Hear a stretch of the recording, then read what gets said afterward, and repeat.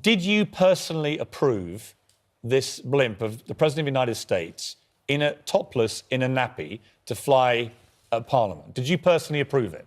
No, but I support the GLA and the decision they took. So who did approve it? It's the GLA. We're a corporate body, but we took the decision. Can I explain to you? Is it your responsibility to approve that? There are two issues. One is the freedom to protest and the right of free speech, and the second issue is our views on President Trump. Let's park that for a second.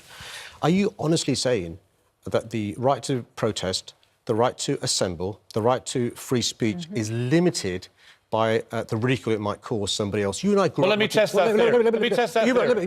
You and I grew up watching Spitting Image. Sure. Now, Spitting Image, each week, we don't just ridicule British politics. No, I've heard this argument. But I remember... Let me put a hypothetical I remember President Reagan without a brain. President Reagan being ridiculed without a brain. That's a satirical television programme which you can choose to watch. Did you see my issue... And Margaret Thatcher, by the way... Let me put a... OK. But let me deal with the facts. Margaret Thatcher had arguments with President Reagan, our closest ally, about the Falklands, about the invasion of Grenada.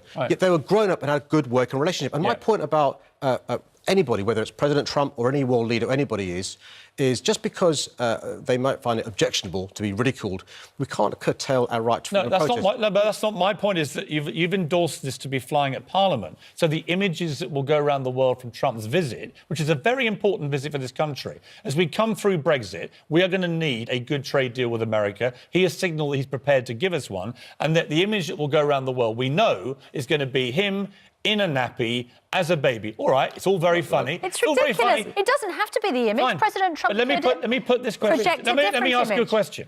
If this president was Barack Obama, right, and someone came to you with a crowd-funded plan because they didn't agree with his drone strike policy, for example, perfectly legitimate way to criticise Obama, and they wanted to fly a giant 20-foot black baby of Obama topless in a nappy, would you have endorsed that? So let me answer that directly. So the answer is it peaceful? And is it safe? It's not for me to be the censor. So you would have done?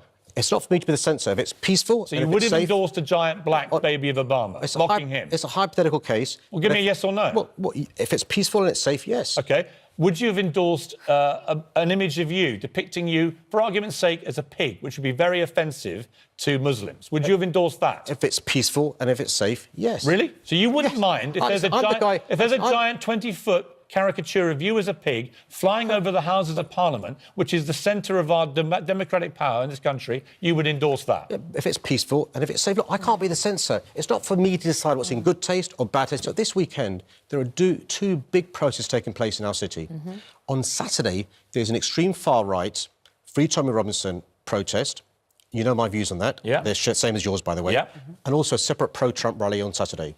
On Friday, there's an anti-Donald Trump protest. No, my views are irrelevant. The issue is, do they have freedom to protest, freedom to assemble, and should they be allowed to do so? If it's peaceful and it's safe, they should, Piers. You were remarkably quiet. You've been very vocal about Trump, right? But you were very quiet. You were very quiet about the Crown Prince of Saudi Arabia when he came here. You were very quiet about the President of Turkey when he came here. These two people, to many other people around the world, are far worse human beings in terms of what they've been doing. We have different than Donald standards Trump. for our friends. Why were you not as vocal about them? There were protests in London against both those. Why were you so quiet? Well, because look, I'm not going to give a running commentary on every visitor, but why you do a running commentary on Trump? Well, no, we can count the number of tweets I've done on Trump. Why would you not have a running commentary about Erdogan, who locks up hundreds of journalists, right? Let me deal with that. Who is anti-gay, anti-women. Let me answer the question. Let him have his commentary. I mean, come on, you want me to come on and talk all the time? Look, answer me. So look, I'm the guy who, as a human rights lawyer, went to southeast Turkey, observing human rights trials in Diyarbakir, speaking out against the Turkish government. I'm the Shadow Justice Secretary who said the government shouldn't be doing deals with the Saudi government in relation to the Ministry of Justice. But Susanna's right.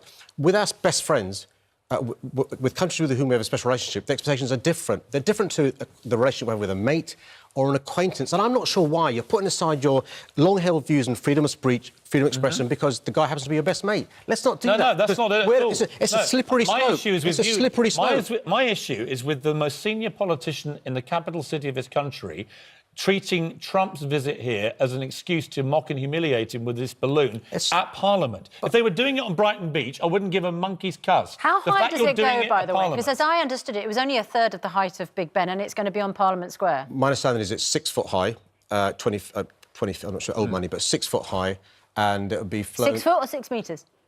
I beg your It's pardon. 20 foot. It's 20 foot, I beg your pardon. Right. Thanks for reporting. You told me that. I'm getting metric and imperial mixed up. Yeah. And the key thing is that the Met Police and the Civil Aviation Authority need to make sure it's safe. Yes. So it won't be up during the protest because it needs it needs tied to rope and stuff. And so it'll be up before the protest begins, then taken down so the protest can take place peacefully and safely.